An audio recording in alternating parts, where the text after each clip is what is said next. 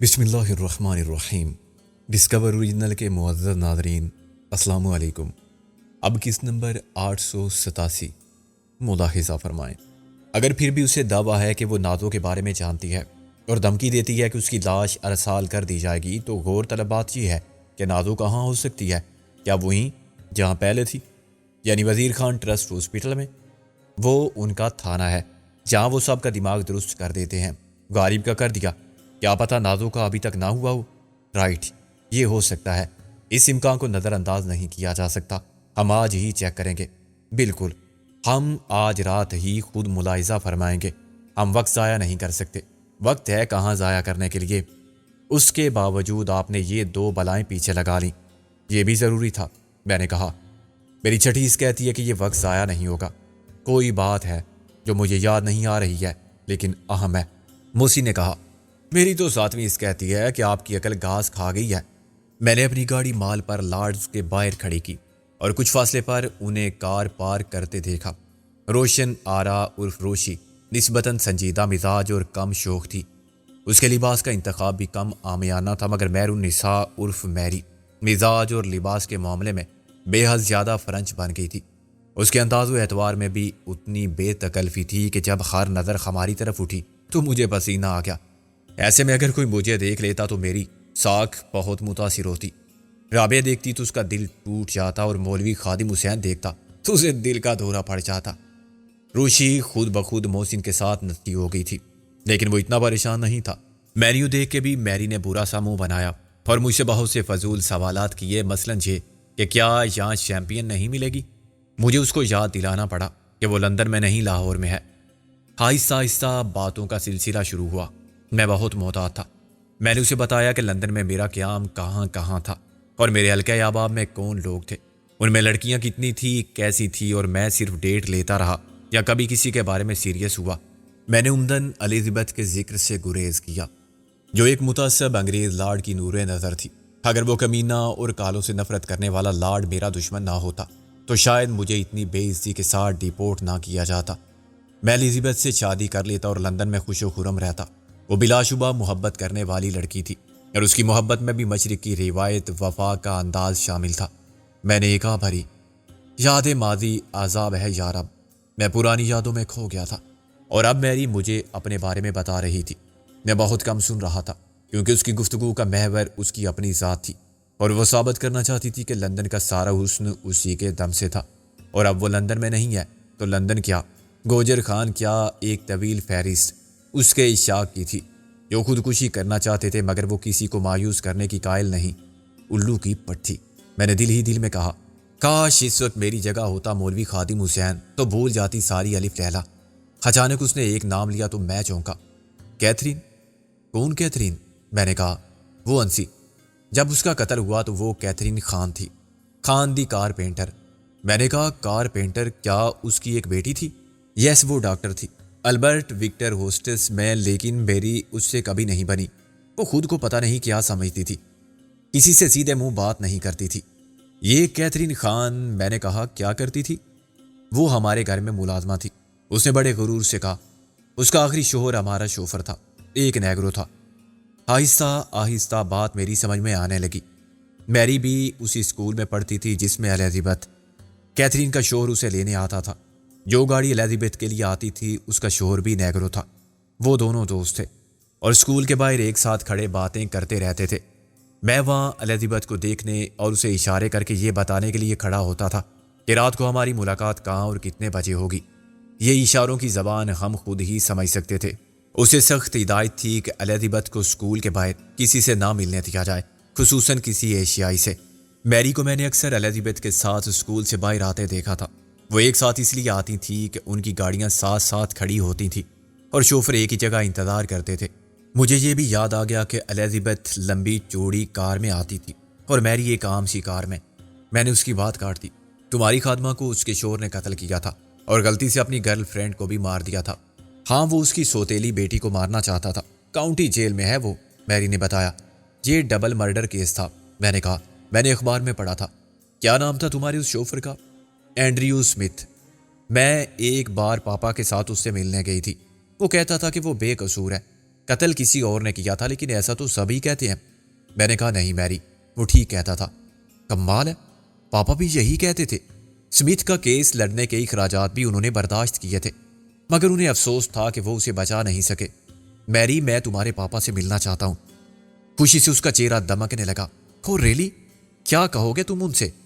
یہ میں ابھی تم کو نہیں بتا سکتا۔ میں نے دل ہی دل میں اس نادان لڑکی کی غلط فہمی پر افسوس کیا، جو یہ سمجھ رہی تھی کہ شاید اتنی جلدی میں اس کے باپ سے ملنا چاہتا ہوں تو اس کا ہاتھ مانگنے کے لیے۔ پاپا کراچی گئے ہوئے ہیں، اس نے کہا۔ اگلے ہفتے تک آ جائیں گے، پھر ہم واپس چلے جائیں گے۔ تم کب آؤ گے؟ میں نے کہا میری، تمہارے پاپا سے مجھے آج ہی بات کرنی ہو تو؟ ان کا فون نمبر ہے، لیکن اتنے بےتاب کیوں ہو تم؟ وہ ہنسی۔ پلیز مجھے نمبر بتاؤ۔ نمبر ایک ہوٹل کا ہے، کراچی کے میٹروپول میں، سویٹ نمبر 101۔ وہ تقریباً مجھ سے چمٹ کے بولی۔ ہوش میں رہو، لوگ دیکھ رہے ہیں۔ دیکھنے دو، میں صرف تمہیں دیکھ رہی ہوں، تم صرف مجھے دیکھو اور بس۔ ناؤ آئی وانٹ ٹو کس یو۔ مجھے کسی کی پرواہ نہیں۔ میں فوراً اٹھ کھڑا ہوا۔ ویٹر، میں نے چٹکی بجائی۔ روشی نے اپنی بہن کو گھورا۔ آج بغیر پیے یہ کیسا نشہ ہے؟ یہ محبت کا نشہ ہے روشی، تم کیا جانو؟ وہ بولی۔ میں جانتی ہوں، یہ نشہ چڑھتا اترتا رہتا ہے بدلتے موسموں کی طرح۔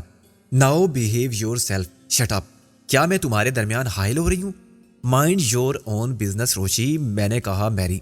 میں شاید کل خود تمہارے پاپا سے ملنے کراچی چلا جاؤں۔ میں نے کہا یہ معاملہ بہت اہم ہے۔ Oh dear, you are so sweet, تم بالکل پاگل ہو گئے ہو، ایک ہفتہ بھی انتظار نہیں کر سکتے؟ وہ خوشی کے مارے آپے سے باہر ہونے لگی۔ کیا حرج ہے اگر میں بھی تمہارے ساتھ چلوں؟ میں خود ملوا دوں گی تمہیں پاپا سے، وہ بہت لبرل ہیں، ممی کی طرح پرانے خیالات نہیں رکھتے، بہت خوش ہوں گے وہ، اور اس کے علاوہ پاپا سے ہم 2-4 دن بعد بھی مل سکتے ہیں۔ 2-4 دن ہم اکیلے رہ سکتے ہیں کہیں بھی، بڑے اچھے ہوٹل ہیں کراچی میں اور بڑے اچھے ساحل ہیں، بڑا مزہ آئے گا۔ اس نے مجھے آنکھ ماری، میں بری طرح پھنس گیا تھا۔ روشی کو میری کا رویہ پسند نہیں تھا، پر محسن اس صورتحال سے مزہ لے رہا تھا۔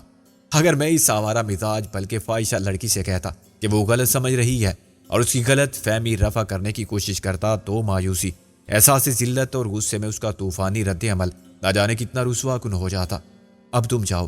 میں نے باہر آ کے اسے گاڑی میں بٹھایا، لیکن اس نے بیٹھتے بیٹھتے بھی میرا منہ چوم لیا، اور میں نے گھبرا کے ادھر ادھر دیکھا، مگر سائیڈ میں ہونے کی وجہ سے یہ سنسنی خیز منظر کسی نے نہیں دیکھا تھا۔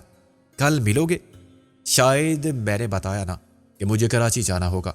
میں کال کروں گا تمہیں، مگر دیکھو ابھی تم اپنے پاپا کو کچھ مت بتانا۔ تم مجھے ساتھ لے جاتے، یہ نہیں ہو سکتا، یہاں تمہاری اولڈ فیشن چاچی ہے۔ اب تو میں اس کی آنکھوں میں آنکھیں ڈال کے کہہ سکتی ہوں کہ جہنم میں جا منحوس بڑھیا، میں جا رہی ہوں۔ کہاں؟ جہنم میں؟ روشی نے کہا۔ میری کھل کھلا کے ہنس پڑی۔ اپنی جنت میں آخرکار۔ کتنی بار آباد کر چکی ہو تم اپنی خیالی جنتیں، اور کتنی بار کرو گی؟ ہر خواب کو حقیقت کیوں سمجھ لیتی ہو بے وقوف؟ روشی نے کہا۔ تم جلتی ہو مجھ سے، تمہاری زبان کالی ہے۔ Okay darling, see you, bye. اس نے گاڑی چلاتے ہوئے میری طرف مسلسل ہوائی بوسے پھینکے۔ میں نے ایک گہری سانس دی۔ اف، یہ کس عذاب میں پڑ گیا تھا میں۔ توبہ میرے باپ کی بھی توبہ۔ محسن نے میرے منہ کا رسید کیا۔ اب توبہ سے فائدہ الو کے پٹھے، وہ کل وقار کے گھر چکر لگانا شروع کر دے گی اور نکی کو خود بتا دے گی۔ میں نے کہا میں ادھر لوٹ کر نہیں آؤں گا جب تک یہ ولایتی بلا دفع نہیں ہو جاتی۔ اس سے کیا ہوگا؟ رابعہ کو معلوم ہو جائے گا، اسے میں ابھی جا کے سب بتاتا ہوں۔ چھپانے کا تو سوال ہی پیدا نہیں ہوتا، لیکن کچھ مناظر میں تھوڑے سے گھما دوں گا۔ میرے پیارے دوست، جھوٹ ہی صحیح، مگر عورت کی آنکھ ایسے مناظر نہیں دیکھ سکتی جو وہاں سب دیکھ رہے تھے۔ میں یہ ٹوٹے نکال سکتا ہوں، بشرطے کہ آپ سٹوری میں سے روشی کو خارج کر دیں۔ گل مجھے خنجر گونپ دے گی یا تمانچہ چلا دے گی، کیونکہ اندر سے وہ ناگ منی ہے۔ اب بھی کوئی اس کے حق پر ڈاکہ ڈالے، یہ برداشت کرنا اس کے لیے ناممکن ہے۔ ہم نے ہاتھ ملائے اور ماڈل ٹاؤن جاتے ہوئے ایک ایسی کہانی پر متفق ہو گئے جو خاصی بہتر اور پاکیزہ تھی۔ ہم نے نظریہ ضرورت کا جواز بھی سامنے رکھا تاکہ ثابت ہو جائے کہ ہم نے ایک مقصد کو سامنے رکھتے ہوئے ایسا کیا تھا اور کامیابی حاصل کی تھی۔ رات کے 11 بجے ماڈل ٹاؤن کی سڑکوں پر خاموشی اور سکون تھا۔ یہاں کے ہمیشہ مجھے ایسا محسوس ہوتا تھا جیسے میدان کارزار کے اعصاب شکن پرخطر اور اجل گزیدہ ماحول سے بچ کے میں اپنے شہر کی دوست دار فضا کے محفوظ حصار میں داخل ہو گیا ہوں۔ یہاں کے شجر ہجر، راستے اور موڑ، دکانیں اور گھر، در و دیوار، یہاں تک کہ ہوائی خوشبو، آسمان کی وسعت دن کی نیلاہٹ اور رات کے ستاروں سمیت میرے اپنے اور بچپن کے جانے پہچانے ہوئے تھے۔ گھروں میں پہلے کی طرح بند دریچوں کے پیچھے روشنیاں تھیں۔ ایک گھر اور خاندان کے رشتوں کے حصار میں مطمئن رہنے والے اکٹھے بیٹھ کے ٹی وی دیکھ رہے تھے یا مونگ پھلی کھا رہے تھے، یا آنے والی عید کے لیے نئے کپڑوں کا حساب کر رہے تھے، یا لڑ رہے تھے یا روٹ کر منا رہے تھے۔ خوبصورت زندگی کے یہ سارے عکس ان کے اپنے تھے۔ وزیر خان مرحوم کی کوٹھی کے گیٹ کی ایک لائٹ چل رہی تھی۔ میں نے اندر داخل ہو کے ویران پڑے ہوئے لان کو دیکھا۔ اس کی ہریالی باقی نہیں رہی تھی۔ پہلے باقاعدگی سے تراشی جانے والی گھاس بے ترتیبی سے بڑھ گئی تھی۔ بدرنگ کرسیوں پر لگی ہوئی رنگین چھتری بھی پھٹ گئی تھی۔ باغ کے پھول ان کے سارے رنگ خزاں سے پہلے ہی عدم توجیہی کی نظر ہو گئے تھے۔ میں نے شرمندگی سے کہا، بس اور کچھ دن فرصت غم دوران سے گھر ملے تو میں سیدھا یہاں آؤں گا اور سب کچھ ویسے ہی ہوگا جیسا کہ تھا۔ گھر میں فرنیچر تو پہلے ہی بدل دیا گیا تھا۔ وزیر خان مرحوم کے پرانے کمرے کو اصلی حالت میں رکھنے کی خواہش اس لیے پوری نہ ہو سکی کہ درمیان میں مالک بدل گئے تھے۔ میرے اپنے کمرے کی ہر چیز نئی تھی۔ جہاں پرانی ڈیسک ٹائپ میز تھی، وہاں اب جدید وضع کی بہت خوبصورت اور قیمتی رائٹنگ ٹیبل آ گئی تھی۔ چنیوٹی بیڈ کی جگہ برمی ٹیک ووڈ کا فارمیکا والا بیڈ لگا ہوا تھا۔ رابعہ اور گل کے ساتھ نکی نے بھی جھاڑ پونچھ کی مہم میں بھرپور حصہ لیا تھا، اور مارگریٹ کو دن بھر میں ہم سب کے خاندانی اور جذباتی معاملات کے بارے میں مفصل معلومات حاصل ہو گئی تھی۔ اس کو حسب توفیق سب ہی نے بریفنگ دی تھی۔ حیرت اور خوشی مجھے یہ جان کر ہوئی کہ اس گھر میں پہنچتے ہی غالب کی حالت میں بڑی خوشگوار تبدیلی آئی تھی۔ وہ اکیلا سارے گھر میں پھرتا رہا تھا، اور اس نے رابعہ سے بہت سے سوالات ایسے کیے تھے جن کا تعلق میرے ماضی سے تھا۔ اس وقت وہ کہاں ہے؟ میں نے کہا۔ اوپر چھت پر ٹہل رہا ہے، کچھ دیر پہلے باہر نکل گیا تھا۔ ہم بہت پریشان ہوئے، مگر مولوی خادم حسین نے اسے تلاش کر لیا۔ وہ نواب خسرو جمشید کی پرانی کوٹھی کے سامنے کھڑا تھا۔ میں نے کہا، وہ تو جل کے کھنڈر ہو گئی تھی، اب وہاں ایک بالکل نئی وضع کی کوٹھی بن چکی ہے۔ غالب نے مولوی خادم حسین کو بتایا کہ یہاں ایک نواب صاحب رہتے تھے، مگر وہ ایک نہیں دو تھے، ایک جیسے دو۔ خادم حسین اس سے ہمزاد کے مسئلے پر بحث کرتا رہا، اور وہ سمجھاتا رہا کہ نہ وہ ہمزاد تھے اور نہ جڑواں بھائی، بس وہ ایک نہیں دو تھے، بالکل ایک جیسی، بڑی بڑی مونچھیں، سیاہ شیروانی، سر پر کلف لگے شملے والی سفید پگڑی۔ بالکل ٹھیک بتا رہا تھا وہ۔ ایک مزے کی بات سنو، نواب خسرو کے محل میں اس کے باپ اور دادا کی قبریں تھیں ایک گوشے میں۔ ہاں، ان پر گنبد والی چھت تھی، سنگ مرمر کا سارا کام تھا۔ رابعہ نے کہا، اب وہ مزار شریف بن گیا ہے، کسی نے موقع پا کے قبضہ کر لیا اور مجاور بن بیٹھا، ساتھ ہی مسجد بنا کے جگہ گھیر لی، عرس کرنے لگا اور ہر جمعرات کو قوالی کتبہ تک بدل ڈالا ہے اس نے۔ جاہلوں کی کمی نہیں، اب اچھی خاصی دکانداری ہے۔ یہاں کے پرانے رہنے والوں نے روکا نہیں، یہی تو خرابی ہے۔ لوگ برائی ہوتی دیکھتے رہتے ہیں اور بولتے نہیں کہ ہمیں کیا ضرورت ہے، جس کی جگہ ہے اسے اعتراض نہیں، تو ہم کیوں بلا وجہ پھڈے میں پڑ کے وقت ضائع کریں۔ موسی نے کہا، تم باتیں ہی کرو گی، کھانے کو نہیں پوچھو گی؟ گل نے کہا، زیادہ بننے کی ضرورت نہیں، تم کھا کے آئے ہو، کسی کے ساتھ گئے تھے، بلکہ کسی کو ساتھ لے گئے تھے۔ میں نے محسن کی طرف دیکھا۔ اگر اس وقت زمین پھٹ جائے تو میں شرم سے سما جاؤں، مگر بڑا مضبوط فرش ہے، اسے جوانی کی لغزش سمجھ کے بھول جاؤ دوست، محسن بولا۔ اور تم بھی یہ سمجھو گل کہ اللہ صبر کرنے والوں کے ساتھ ہے۔ شام کا بھولا رات کو گھر آ جائے تو اسے بھولا نہیں کہتے، ہاں اسے بدماش، آوارہ اور ہرجائی کہتے ہیں۔ گل نے آستین چڑھائی۔ رابعہ نے کہا، ولایتی عادتیں چھٹی نہیں ابھی تک۔ میں نے کہا، کیا کہہ رہی ہو تم؟ وہی جو نکی نے ہمیں بتایا ہے۔ گل نے کہا، زیادہ ایکٹنگ مت کرو۔ میں نے کہا، یہ نکی بڑی مصیبت ہے، ڈبل گیم کھیلتی ہے۔ پہلے ہمیں ان سے ملوایا کہ میری سہیلیاں ہیں، لندن سے آئی ہیں اور اب بور ہو رہی ہیں۔ پہلے ہمیں ان سے ملوایا کہ میری سہیلیاں ہیں، لندن سے آئی ہیں اور بہت بور ہو رہی ہیں، ان کو ذرا گھما لاؤ پلیز، میری خاطر ڈنر پر لے جاؤ۔ یہ نکی نے کہا۔ گل شک میں پڑ گئی۔ رابعہ نے کہا، گل بڑے ڈیٹ لوگ ہیں، یہ جھوٹ پر جھوٹ بول رہے ہیں۔ ظاہر ہے اس کے بعد ہم نے ان کو وہ سب بتا دیا جو سچ تھا، مگر طے شدہ پالیسی کے مطابق بے حیائی کے مناظر غائب کر دیے گئے اور شرمناک سین کاٹ دیے، مخرب اخلاق گفتگو بھی حذف کر دی گئی۔ ساری ملاقات ایک پاکیزہ ماحول اور شریفانہ گفتگو تک محدود رہی۔ میں نے تو اسے دیکھتے ہی پہچان لیا تھا، مجھے معلوم تھا کہ سمتھ ان کا شوفر تھا۔ میں نے کہا، سمتھ کون؟ وہی نیگرو جو اپنی بیوی اور گرل فرینڈ کو قتل کرنے کے دور جرم میں طویل قید کاٹ رہا ہے، ہمارا سب سے اہم گواہ، جو اصل قاتل کی حیثیت سے دلاور کو پہچانے گا۔ رابعہ نے کہا، حد ہو گئی، پتہ نہیں میرا ذہن ادھر کیوں نہیں گیا۔ تمہارا ذہن شک اور حسد کی تمازن سے بخار میں مبتلا ہے، محسن بولا۔ ایسی کوئی بات نہیں، گل نے کہا، ہم تھوڑی سی تفریح لے رہے تھے۔ میں نے کہا، یہ مہر النساء عرف میری آج کل وقار کے پڑوس میں اپنی چچی کے ساتھ مقیم ہے، وہ الیزابتھ کے ساتھ پڑھتی تھی۔ کوئین الیزابتھ یا الیزابتھ ٹیلر، یہ بھی وضاحت کر دو۔ رابعہ جانتی ہے اسے، میں سب بتا چکا ہوں، میں نے کہا۔ میری نے بھی مجھے پہچان لیا تھا۔ باتوں باتوں میں اسمتھ کا ذکر آیا اور مجھے پتا چلا کہ یہ وہی اینڈریو اسمتھ ہے، شیلی کی ماں کا تیسرا شوہر۔ تو یہ ضروری ہو گیا کہ میں اور معلومات حاصل کروں۔ اتفاق کہو یا دلاور کی شامت اعمال، میری کی فیملی پاکستان آئی ہوئی ہے اور بہت جلد واپس جا رہی ہے۔ میں نے بہتر سمجھا کہ باقی بات اس کے باپ سے کروں، مسٹر اے کیو ڈسکوی۔ تم جانتے ہو میری کے باپ کو؟ نہیں، میری اس سے کبھی ملاقات نہیں ہوئی تھی، لیکن میری نے بتایا کہ وہ بھی اسمتھ کو بے گناہ سمجھتے تھے اور اس کے مقدمے میں قانونی اخراجات بھی انہوں نے ہی برداشت کیے تھے، لیکن انہیں افسوس ہے کہ وہ اسمتھ کو نہیں بچا سکے۔ میں نے میری سے پوچھا تو پتہ چلا کہ وہ کراچی میں ہے اور مزید ایک ہفتہ وہیں رہیں گے۔ ان کا قیام ہے سویٹ نمبر 101 ہوٹل میٹروپول میں۔ تم ان سے فون پر بات کر لو۔ فون پر اتنی لمبی بات نہیں ہو سکتی اور ایسا کرنا ٹھیک بھی نہیں۔ میں چاہتا ہوں کہ جب وہ واپس لندن جائیں تو دلاور کی تازہ ترین تصویر ان کے پاس ہو۔ وہ کاؤنٹی جیل جا کے اینڈریو اسمتھ سے ملیں اور اسے یہ تصویر دکھائیں۔ امید ہے وہ چودھری دلاور کو پہچان جائے گا۔ مسٹر اے کیو بتا دیں گے کہ یہ ہے اصل قاتل۔ وہ اپنی سوتیلی ماں اور سوتیلی بہن کو قتل کرنے آیا تھا۔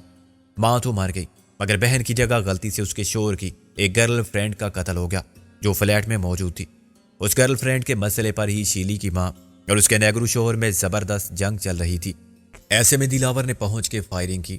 نیگرو نے چھپ کے جان بچا لی مگر اس کی بیوی ماری گئی اور شبلی کی غلط فہمی میں girl friend. Negro Andrew Smith نے قاتل کو اچھی طرح دیکھا تھا مگر وہ بھاگ گیا اور پکڑا گیا اسمتھ۔ آس پاس والوں نے گواہی دی کہ وہاں سے بہت چیخنے چلانے کی آوازیں آ رہی تھیں۔ پھر 2 فائر ہوئے اور اسمتھ پکڑا گیا آلے قتل سمیت، مگر اس پر انگلیوں کے نشان اسمتھ کے نہیں تھے۔ یہ فرض کیا گیا کہ اس نے دستانے پہن رکھے ہوں گے اور ایک متعصب جیوری نے اسے شک کا فائدہ دیتے ہوئے 14 سال قید کی سزا سنا دی۔ کسی نے اس کی نہیں سنی کہ قاتل کوئی اور تھا۔ وہ کیسے بتاتا کہ قاتل کون تھا، لیکن تصویر دیکھنے کے بعد وہ پہچان جائے گا۔ میں چاہتا ہوں کہ جب اسے یہاں گواہی کے لیے بلایا جائے تو وہ پورے یقین کے ساتھ چودھری دلاور کو شناخت کرے۔ اس نے دلاور کی ایک جھلک دیکھی تھی اور ذرا سی دیر کے لیے، وہ بھی انتہائی بدحواسی اور دہشت کے عالم میں۔ اب وہ تصویر کو اچھی طرح دیکھ لے۔ یہ تصویر اسے صرف مسٹر اے کیو دکھا سکتے ہیں۔ یہ اے کیو کیا بات ہوئی؟ اور ڈسک بھی؟ میں نے کہا، بھائی عبد القیوم یا عبد القادر ہوگا۔ ڈس کا ایک تحصیل ہے سیالکوٹ میں۔ بڑی مشکل یہ ہے رابعہ ڈیر کہ مہر النساء عرف میری کو شدید غلط فہمی ہو گئی ہے۔ کیسی غلط فہمی؟ تم نے کی ہوگی ایسی بات، رابعہ بولی۔ ہاں چور چوری سے جائے، پھیرا پھیری سے کیسے جائے، گل نے کہا۔ گل بانو، کیا دوبارہ کبھی تمہارے دل میں خیال آیا ناگمنی بننے کا یا ڈاکہ ڈالنے کا؟ نہیں تو پھر ایسی بات کرنے کی کیا ضرورت ہے؟ یہ سچ نہیں ہے تو کڑوا کیوں لگ رہا ہے؟ رابعہ ہنسی۔ وہ لڑکی احمق ہے، تم خود مل کے اندازہ کر لینا، میں نے کہا۔ اور میں نے کہا کہ مجھے اس کے باپ سے ملنا ہے تو وہ سمجھی کہ میں اس کا رشتہ مانگنا چاہتا ہوں۔ اہم اور پرائیویٹ بات کا اس نے یہی مطلب نکالا تو میں کیا کروں؟ تم اسے بتا سکتے تھے کہ میں منگنی شدہ ہوں، موسی نے کہا۔ میں نے اسے گھورا، نہ میں منگنی شدہ ہوں اور نہ تمہاری طرح شادی شدہ۔ تم نے کیوں نہیں بتایا تھا روشی کو؟ وہ دراصل یہ غلطی واقعی ہوئی ہم سے، موسی نے سر کھجا کے کہا۔ بندہ بشر خطا کا پتلا ہے اور وہ تھی خطا کی پتلی، لیکن اصل چیز ہے نیت ہے اور وہ بالکل صاف تھی۔ میں نے کہا، اب مجھے اپنا یہ فرانچ وکیل کا کردار ختم کرنا پڑے گا ورنہ اس کا بانڈا پھوٹ جائے گا۔ وقار کے گھر تو خیر اب میں جا نہیں سکتا، وہاں وقار کو اور نیکی کو سمجھانا پڑے گا کہ اسے کچھ نہ بتائیں، کچھ تو بتانا پڑے گا۔ میں کراچی سے واپس آ جاؤں پھر بتایا جا سکتا ہے کہ وہ تو فراڈ تھا کوئی اور اس نے جو بھی کہا سب جھوٹ تھا۔ ایک دوست کے حوالے سے یہاں آیا تھا مگر وہ دوست لندن میں ہے، اس کا پتہ نہیں معلوم۔ ایسی ہی کوئی بات کر کے اسے ٹالنا ہوگا۔ میں یہاں رہتے ہوئے بھی غائب ہو جاؤں گا اور تم فرانچ وکیل کے بارے میں کہہ سکتی ہو کہ تفتیش مکمل ہو گئی، قاتل گرفتار ہو گیا، اس لیے وہ واپس چلا گیا۔ اب اینڈریو اسمتھ ساتھ آئے گا اگر ضروری ہوا، ورنہ دلاور سے نمٹنے کے لیے خم کافی ہیں۔ میرا وجود پھر کراچی میں ثابت ہو جائے گا۔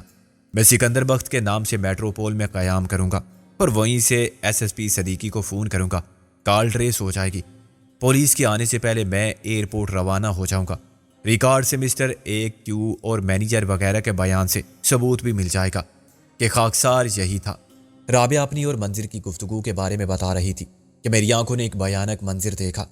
باہر کال بیل بجی تھی اور اس سے پہلے مولوی خادم حسین دروازہ کھولنے جاتا کوئی چیز کچن سے نکلی اور اس نے بڑے جاریانہ لہجے میں کہا، میں دیکھتی ہوں جا کے، آدھی رات کو آخر کون آیا ہے نامراد۔ یہ خادم حسین کی گھر والی۔ میں نے کہا، یہ یہاں؟ رابعہ ہنسی، اب یہ یہیں رہے گی ہمارے ساتھ۔ یہ کچن کی انچارج ہے اور پوری طرح با اختیار ہاؤس میڈ۔ اس کا ماتحت اور معاون ہے مولوی خادم حسین۔ اف، یک نہ شد دو شد، یہ بلا یہاں کیوں نازل ہو گئی اور اس کی تقرری کس نے کر دی کچن کے انچارج کے طور پر؟ میں نے کہا، کھانا بہترین پکاتی ہے، بہترین ایڈمنسٹریٹر ہے، اس کے ہوتے کسی کو کوئی فکر کرنے کی ضرورت نہیں۔ میں نے کہا، مگر یہ خود مجموعہ افکار ہے، ایک نیام میں دو تلواریں رہ سکتی ہیں، مگر اس گھر میں مولوی خادم حسین، اس کی گھر والی اور مارگریٹ۔ اف، میری آنکھیں صرف خانہ جنگی کے مناظر دیکھ رہی ہیں، میرے کان ابھی سے جنگ و جدل کی گھن گرج سن رہے ہیں۔ خادم حسین کی بیوی اندر آئی تو غصے میں تھا وہ کمینہ چوکیدار کہنے لگا، میں رات بھر گشت کرتا ہوں، سب پیسے دیتے ہیں۔ میں نے کہا کہ ابھی ہمیں آئے ہوئے ایک دن نہیں ہوا اور تو آ گیا، چل دفعہ ورنہ مار مار کے بوتھا سجا دوں گی۔ خادم، او خادم، کہاں مر گیا؟ خادم حسین اوپر سے دوڑتا ہوا آیا، کیا ہوا جی؟ ایسے کیوں چلا رہی ہو جیسے موت کا فرشتہ چمٹ گیا ہو؟ تو جو چمٹ گیا ہے میری جان کو، تو کم ہے کسی موت کے فرشتے سے؟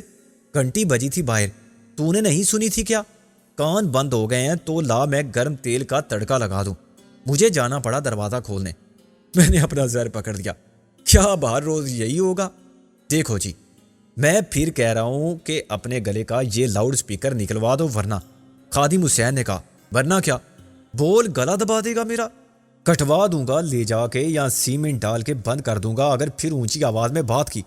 خادم حسین ایک دم شور بن کے گرجنے لگا، ایسے تو یہاں کے کتے بھی نہیں بھونکتے۔ اس کی بیوی دم بخود رہ گئی، شاید پہلے کبھی اس نے خادم حسین کو ایسے بات کرتے نہیں سنا تھا، خود ہمارے لیے اس کا یہ انداز نیا تھا، مگر اس سے صورتحال ایک دم بدل گئی۔ خادم حسین کی بیوی خاموشی سے کچن میں چلی گئی۔ خادم حسین نے کہا، میں اوپر غالب صاحب کے ساتھ ہوں جی۔ اس وقت تو خادم حسین نے لاج رکھ لی سارے شوروں کی۔ میں نے کہا، مولوی جلال میں آ گیا تھا۔ اچانک فون کی گھنٹی بجنے لگی۔ میں نے گل سے کہا، ذرا تم دیکھو، مگر اس سے پہلے ہی محسن اس گوشے کی طرف چلا گیا جہاں فون رکھا ہوا تھا۔ میں نے کہا، رابعہ، میں اور محسن آج رات چھاپا ماریں گے، صبح ہونے سے پہلے نازو کو ساتھ لے آئیں گے، وہ وہیں ہوگی، منظر ٹھیک کہتا ہے۔ محسن نے چلا کے کہا، وقار کیا ہوا؟ بات کر ٹھیک طرح سے۔ اچھا ہم آتے ہیں۔ میں نے پریشانی سے کہا، خیریت تو ہے؟ وقار نے کچھ نہیں بتایا، سخت بد حواس تھا، یہی کہتا رہا کہ تم دونوں آ جاؤ فوراً۔ محسن بولا، خدا خیر کرے۔